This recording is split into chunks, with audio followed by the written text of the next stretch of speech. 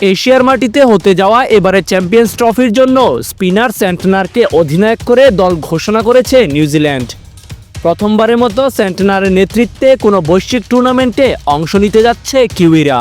তবে team Latham এবং কেন উইলিয়ামসনের মতো অভিজ্ঞরা মাঠে থাকবেন সতীর্থ হিসেবে।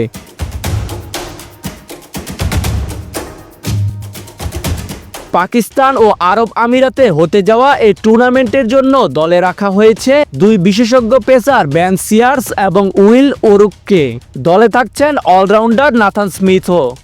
ছন্দে থাকা ওরুক এবারের কিউই দলে হতে পারেন তুরুপের তাস, কারণ দুরন্ত ফর্মে থাকা এই প্লেয়ার সম্প্রতি 10 টেস্ট ম্যাচ খেলে উইকেট শিকার করেছেন 36টি। সেই সাথে 22 গজে আগুন ছোটাতে দলে আছেন লকি ফার্গুসন।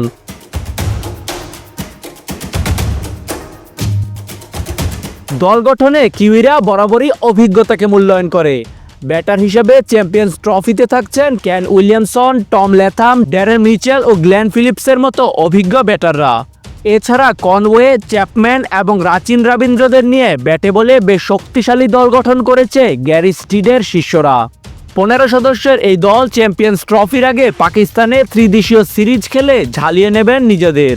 পাশাপাশি এশীয় উইকেটের ধাঁচটাও আয়ত্ত করে নেওয়ার চেষ্টা থাকবে নিউজিল্যান্ডের। তাজিম আশরাফ, বিডি আর্কাইভ।